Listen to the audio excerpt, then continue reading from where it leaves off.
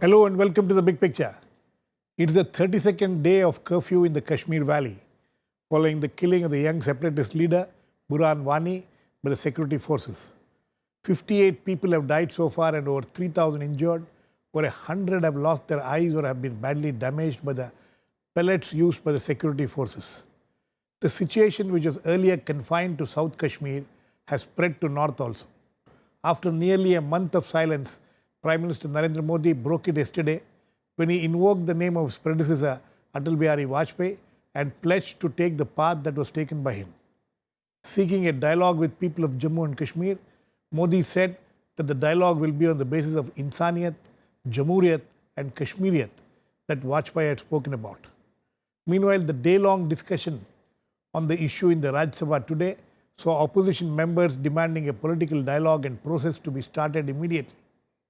We will discuss today what was the path which Vajpayee had taken and if that is where the solution to the present crisis in Kashmir lies.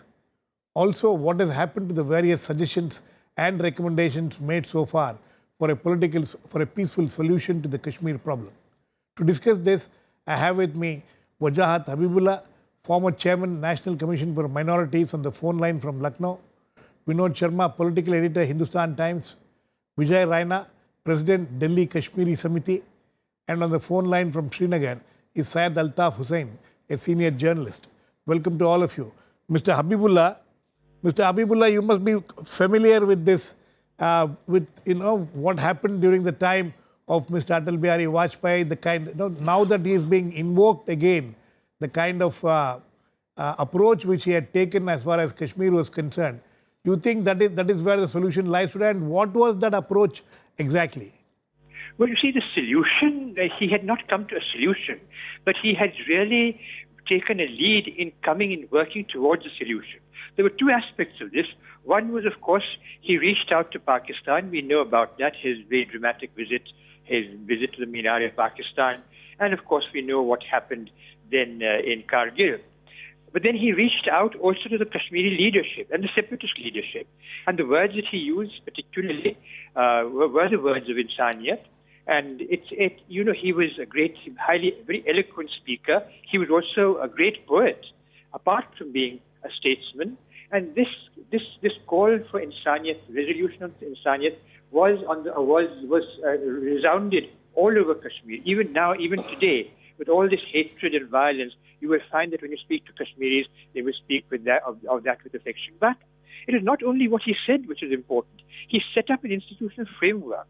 Mr. R.K. Sharma was, of course, at that time his pointsman, and Mr. R.K. Sharma associated me also with working with him on approaching the separatist leadership, bringing them to the table. And we do know that both the Prime Minister and his Deputy Prime Minister, who was then the Home Minister, Mr. Advani, actually addressed these issues with them. And he had on his staff, his principal security advisor, was Mr. Dulat, who has been the head of law and was fully conversant with the situation inside Kashmir. So that is, in fact, the tradition of Mr. Atal Bihari Vajpayee. It was not simply statements, it was not simply his eloquence, it was the institutional framework that he has set up to bring into dialogue all sections of the Kashmiri leadership, the mainstream leadership, of course, which was part of the National Conference, was part of the NDA, and the separatist leadership, reaching out to them, assuring them, the objective being to assure them that we were friends, not enemies. Okay. We are now joined in by Mr. A.S. Dulat. Dulat is a former Raw Chief, whom Mr. Habibullah just mentioned about. Mr. Dulat, the Vajpayee formula, which the Prime Minister has also invoked yesterday, saying that we'll follow the same process. First, what was that process? How did it come about? You were quite familiar with what happened then. Well, the Vajpayee formula was one of engagement, and he had a belief that this permanent confrontation with Pakistan should end, and that in Kashmir we must move forward. It was a gradual process, but he went about it very systematically. To begin with, he said we must have free and fair elections in Kashmir. And the 2002 election was a very good election. It was regarded as free and fair not only by people in the rest of the country, but even in Kashmir and internationally. Right. Observers who came there said that, yes, this was a good, free and fair election. And the result was unexpected, but that's a part of the free and fair election. And after that, he also agreed to engage with the separatists. In between, we should not forget that he approved of engagement also with the militant, the Hizbul Mujahideen. Hizbul Mujahideen. The, Majid Dar faction of the Hizbul Mujahideen. And on his own initiative, on the occasion of Ramzan, he called for a unilateral ceasefire. So this is all a part of the Vajpayee story. And I would see it as smart power. You'd see it as a Smart power. smart. Okay. Mr. Raina, Yes. what is it that you people are looking for? Now that the Prime Minister is talking about that, you think that some kind of a solution based or a process based on what Mr. Vajpayee had started will be possible in the present circumstances in Kashmir? First of all, I would say we should not talk that Mr. Burhan Wani is a young leader of Kashmir separatists. He was not leader. He was only a militant. He was attacking Indian forces there, and he was attacking to army, and he was the main agent of Pakistan. That's your point of view? But as far as we are concerned, Kashmiri Pandit are concerned, we should not say he was young leader of separatists. He was young, he was just 25 years old. Yes, I agree, but he was not a leader of separatists. He was a militant only. Second thing, He was a leader of militants, okay. no, he was not leader of militant. Okay, he was that's a your killer. point of view, He was that a is not- killer. He was a killer. We Yes. can say he was a killer. Also. You can say that. It's your But point of view. as far as Modi ji is concerned, he has today, yesterday, he has announced that Vajpayee's path will be adopted. Yes, we are also with that policy. But see, last 25 साल से या 27 साल से आज भी तक कश्मीरी पंडितों के बारे में कुछ नहीं सोचा. तो अगर कोई भी डायलॉग वहाँ के लोकल से सिविल सोसाइटी से किया जाएगा वो हमें एक्सेप्टेबल होगा, या कश्मीरी पंडितों के साथ किया जाएगा वो हमें एक्सेप्टेबल होगा. मगर जब हम बात करेंगे तो और सेपरेटिस्ट से बात करेंगे जिनको पाकिस्तान शायद दे रहा है और पाकिस्तान उनको वहाँ पे पीछे से क्या बोलते हैं इसको पिंच कर रहा है, तो उनसे बात करना मेरे हिसाब से मोदी जी के लिए शोभा नहीं दे जाता है. और वाजपेयी जी ने जब स्टार्ट किया था, उन्होंने मेरे सीनियर ने अभी बोला था कि वाजपेयी जी ने 2002 में इलेक्शन प्रोसेस स्टार्ट की, बड़ा अच्छा हुआ. मगर पिछले 27 साल में मैंने देखा है कि हालत वहाँ की डे बाय डे खराबी हो रही है. जो कश्मीरी जो सेपरेटिस्ट है, सेपरेटिस्टों की कॉल से वहाँ के लोग मर रहे हैं इस समय, वहाँ के जवान मर रहे हैं इस समय. और वहाँ पे पिछले 32 दिनों से कर्फ्यू चल रहा है और 27 दिन से कश्मीरी माइग्रेंट एम्प्लॉई इस समय धरने पे बैठे हैं जम्मू में. उनके बारे में कहीं सोचा नहीं था हम सेपरेटिस्टों से बात करने, ये मेरे समझ से बाहर है. Okay. So, let me get Mr. Altaf Hussain. Mr. Altaf Hussain, what is the situation there? You know, how has the statement of the Prime Minister been received in Kashmir? Well, it has been welcomed by the governing coalition here, the People's Democratic Party, of which Mahbub Mufti is the president. She is the chief minister. Her party has welcomed it, and the BJP has no reason not to welcome it. So, and I spoke to a separatist leader, a leader of the Hurriyat Congress, Maulvi Abbas Ansari, a short while ago, and he also he's keenly watching how developments happen in the next few days. How is Mr. Modi follows up on his own statement, what initiative he takes. So far, he has only spoken of this insanity democracy, which he had done earlier also in November. But now what he actually does, and that is being watched keenly. Okay. Vinod, where do we go from here? Where does the government go from here? This statement made by the Prime Minister yesterday, and then what next? Well, statement indeed is welcome. It has come after a long silence. It's a bit belated. but never better late than never. You see, the basic difference between the personality of Prime Minister Vajpayee and Prime Minister Modi is as follows. That Prime Minister Vajpayee could establish a degree of trust for himself, his personality, in Kashmir and also in Pakistan.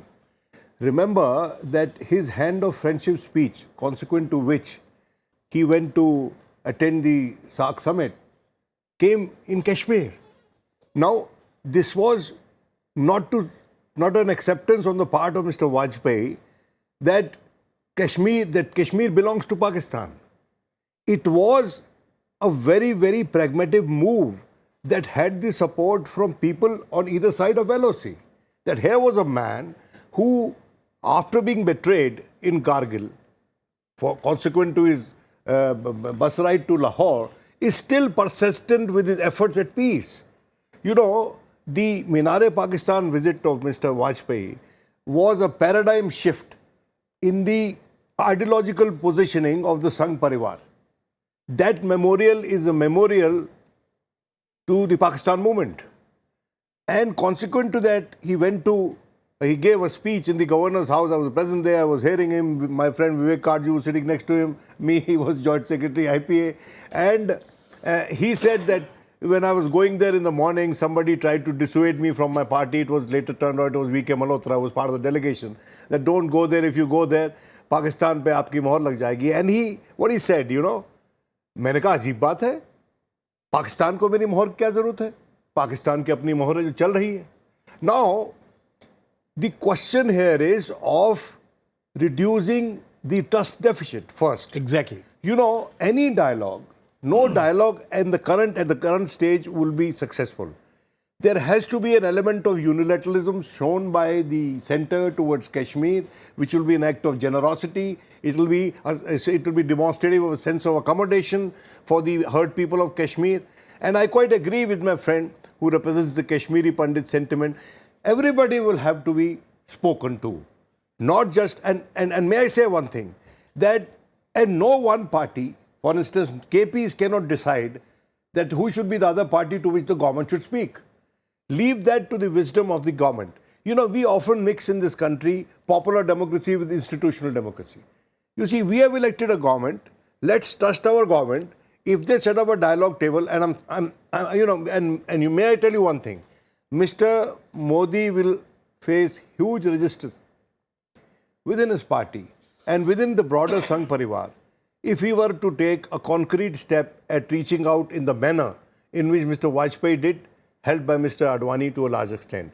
You know, and Mr. Advani too tried to become a latter-day Vajpayee, but that boomerang with the Sangh Parivar. So you see the position of certain elements in the Sangh Parivar, and they may have their own justifications for that. It's not the time to quarrel with them. It's a time to persuade them to come on board and get this dialogue continue. Mr. Habibullah, no, the dialogue is this. During the discussion which happened in the Rajya Sabha today, it is also many speakers pointed out, especially from speaking from people, the members from Kashmir, pointing out about the trust deficit which Vinod also is talking about. How do we reduce this trust deficit? What is the process? You think that, in the circumstances which we are in, Mr. Raina already feels that, talking to separatists in this kind of an atmosphere is not the right thing to do. So how do we go about it? The situation now is such that it will be necessary. The situation has already gone very far. It's gone well beyond the situation as existed, which was addressed by Mr. Vajpayee. What needs to be done is to be addressed certainly in the same spirit, but not necessarily in the same manner. We need to go much further. Why am I saying that? Because now, who has taken the lead? It is not the Hurriyat in the lead. So saying whether we talk to the separatists or not is, I think, rather missing the point. Whether we to the separatists, the mainstream, all sections of Kashmiri society will now have to be engaged in the dialogue, because the young people who have now taken to the streets are against the old separatist leadership, which they feel has let them down. They're against the political leadership, which has been elected, which they feel has betrayed them and has not done anything for them. They're against the central leadership. That is the trust deficit. So now what has to be done that all of us who seek the future of India together, and that of course includes an essential element, is the Kashmiri Pandits. And as I might mention in passing, that various efforts have been made by one government after another, including the present government, to see that there is some means in which the Kashmiri Pandits can be accommodated. And part of the fault certainly lies within the people of Kashmir themselves, that they have not come forward in the manner that they should have. But then how do you make them come forward? How do you address these issues? By talking to them. And you're not talking to people who are now willing to talk. The Hurriyat leadership, the others, with Mr. Vajpayee, reached out to them, who were willing to talk, or wanting to talk, or wished to be invited to talk. These young people today, and I'm in touch with many of them on the Facebook and things like that, are not willing to talk. They feel that talks have no purpose. So all those who are for talks, who are for restoring peace in Kashmir, must come together. And that will include the separatists, that will include every section of Kashmiri society and every section of Indian society. We must all together now try and reach out to our brethren, to our fellow citizens, to our fellow Indians in Jammu and Kashmir, including the Kashmiri Pandits, the Kashmiri Sikhs, and the few Christians that there may be, all working together with the majority community, the young Kashmiri Muslims, all the young people in Kashmir, because therein only lies the future. There is no other future without the people of the young people of Kashmir. Therefore, it is necessary to reach out to them. Mr. Dulat, how did the problem start? The latest round of problem which we are encountering, which we are facing today, that you think that issue has not been addressed in the manner it should be addressed so far? Is that the reason why? And where is that where this whole process of addressing the issue of trust deficit should start? You see, this we keep going backwards and forwards, but if we go back to 2008, there was trouble over the Amarnath land dispute. Yes. 2010 again, we had very serious protests and demonstrations in which 120 boys were killed. And today, in some ways, is worse than ever before. Why would you say that? You see, it's like this. We talk of trust deficit and whatever. The point is that quite often Kashmir can change overnight. Sometimes it looks very good, and under the surface there is a lot which is happening. I was there in the first week of June, and there was a record number of tourists. Everything looked good. But you could sense that something is not all right and something is going to give. And there was a feeling of anger and discontent and what we call alienation. And so somehow in Delhi, and this is not only today, it's been there in the past as well, that when things look all right, we are quite happy with the status quo. And the status quo actually never favors us, it favors the other side. Because sooner or later, something will happen, something will change, and then it will be exploited. Today, Pakistan is all over us. It's all over Kashmir. The shots are being called by the Lashkar and the Jaish. But who invited them? How did they come in? Pakistan had lost the plot in Kashmir. Exactly. And we've invited them back again. So this is... Why do you say that? How do you say that? Because of what has happened in the last 30 days or so. And, the reaction over Burhan Wani's killing and whatever. But as I say, there was discontent simmering already.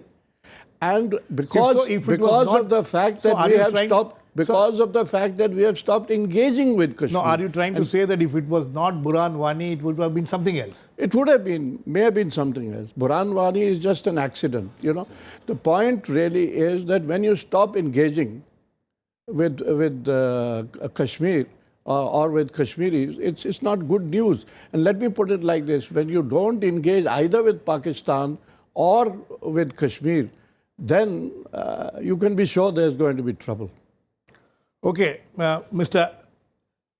Altaf Hussain, would you agree with that? Is that the situation there now? Is the situation ready for some kind of a revival of a political process? With the center taking note of it and coming, and will the people there who are involved in all these things ready to come to the table? First of all, it's so many things. It has become so complex. First of all, what I have been seeing over the past few weeks is that neither the government of India nor the government in Jammu and Kashmir is trying to make an honest assessment of the situation. What is ailing Kashmir? Why are people frustrated? Why are they doing what they have been doing? Like the Prime Minister says that this development is the panacea for all the ills of Kashmir, and Mahbub Mufti was saying, give me peace and I'll give you jobs and all that. And then even today's debate in the Rajya Sabha, it was very enlightening. There were so many people who just came across as positive, thinking positive and all that.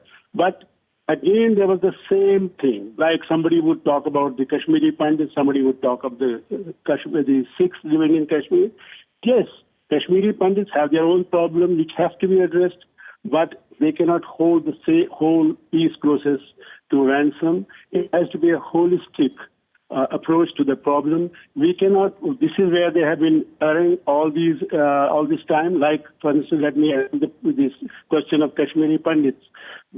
So the Prime Minister, the government of India was talking of having separate townships for the Kashmiri Pandits, and which the people of Kashmir, Muslim majority Kashmir, were very suspicious about. And so what happened is that these Kashmir, and then at the same time they were talking of Sainik colonies, they were talking of these temporary shelters for laborers who have been coming from other states like Bihar, UP, etc. So all these things were, and there was one more aspect. There's one on the one side that the average Kashmiri Muslim, because we have to face the fact it's the Muslim majority state. I won't call it a Muslim state. It's a Muslim majority state. And even a leader like Sheikh Abdullah, whose detractors blame him for endorsing the states, when Maharaja signed that instrument of accession, Sheikh Abdullah supported it. And today his grave has to be guarded by the police and paramilitaries. So even Sheikh Abdullah had these fears of these Muslim majority character of the state being changed. And in 1982, his party, the National Conference, published a booklet which was titled "Conspiracy to Change the Majority Community into a Minority." So he had those fears because the census reports every 10 years showed the Muslim population in Jammu region of the state declining. Mr. Hussain. And today, even today, just give me one sec. Even today, when Jatinder Singh, the Minister of State in the PMO's office, he talked of so many things. Jammu is a problem. Jammu has its own problem. Ladakh has its own problem. They try to confuse everything. And he spoke of refugees from West Pakistan. We have this Article 370. We have the autonomy within the Indian Union. I'm talking of the state. And it is the state of Jammu and Kashmir has no obligation to accommodate refugees from West Pakistan. I remember BJP leaders when Kashmiri Pandits Mr. Hussain, fled or whatever happened to them. Just give me, I will conclude. Mr. Hussain, you are not addressing the question which I have asked. Yes, I will come to that. Do you think that this situation is ripe enough for a political process to begin? Yes, political process, yes, because before that there have to be some confidence building measures. Exactly. And one important confidence building measure would be first to stop these killings, stop the use of pellet guns. We had the Union Home Minister Rajnath Singh here recently, and he addressed a press conference. He met some people, and he said he had given instructions to the paramilitaries not to use pellet guns. And the very next day he was snubbed by the Director General of CRPF, who said they couldn't stop using pellet guns. And this does not he does not Mr. create Hussain, confidence among people. Mr. Hussain, I have to get other people also. I have to get other people also on this. Okay, Mr. Raina, ceasefire. He's talking of a ceasefire, or to bring down the tensions. You think the government of India should focus on that? See, first I will address to question of Mr. Hussain. He's rightly said that government of India should cease fire. Killing of people should be not there. But as far as we are concerned, as far as the whole situation is concerned, all Kashmiri Muslims or young generation is on road. See what to do on ground level. who invited them to fight on roads, and who invited them to fight with security forces. So under these circumstances, they himself are inviting this process, and how it is possible that dialogue will be there. Under these circumstances, I don't think dialogue should be there. They are following the calendar of Syed Ali Shah Gilani. They are not following the calendar of Mehbooba Mufti. They are not following the government. There is no government. I don't think there is a government. The people of Kashmir at this moment are following the calendar of Syed Ali Shah Gilani. When Syed Ali Shah Gilani's calendar is going to follow, see how we can approach them. Okay. Vinod? Well, This is a serious problem. He has a point there. No, listen, please, for God's sake. I mean, the fact today is... The challenge before the government. The fact today is that in the valley, there is a serious threat to pro-India forces, good, bad or indifferent, of they evaporating altogether, or they losing credibility forever if we do not immediately set up a dialogue process. And I quite agree that there has to be a set of confidence building measures. I call them unilateral concessions by the government. Not concessions. I mean, actually, you know, a government should give its people. Kashmir cannot be an integral part of India on paper, or in the Constitution of India, or in the 1994 resolution passed by Parliament. You see, these are all very pious, very brave words. But where is the action on the ground? No, that's the question I'm asking. Yes. You see, so in my view, immediately, as was suggested in the House today, you see, one of the best interventions came from Dr. Karan Singh, who said that, look, let us accept one thing, that Kashmir did not merge with the Indian state. It signed an instrument of succession, and there was accession, and there was a mechanism built into 370 on how there would be interaction between the state and the center. Now, I think that we could start with not using certain terminologies in the public discourse insofar as the government is concerned, or its coalition partners are concerned, in the state and at the center, and also other political parties are concerned. Okay. Say, for instance, which one? Like you look at the agenda for governance, commits the BJP that it is not going to tinker with 370. But many other elements, many other organizations of the BJP and the RSS keep on harping on 370. I think, Mr. Dulat, very quick last words.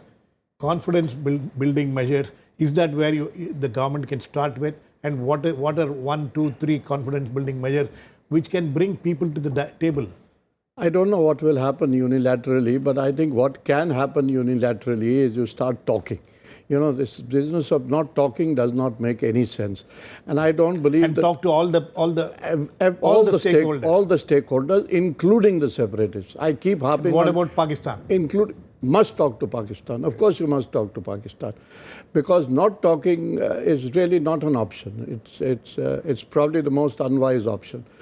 If you start talking to the Hurriyat, and I don't believe that the Kashmiris are not prepared to talk. I've never known of Kashmiris not being prepared to talk. Once you start talking, it's a long process. Then the rest will evolve. Confidence building evolves. You know, it's a question of give and take. Okay. When we start talking. Okay. On that note, we'll end. But today's discussion in the Parliament, also in the Rajya Sabha, many members were talking about a delegation of MPs going to Kashmir and talking to the people there. Maybe that is where the government can start, make its first move and towards some kind of a reconciliation. Talking, as Mr. Dulat says, is what is necessary at this point of time. Thanks to all my guests. Please keep watching. We'll come back with another issue in the big picture, same time.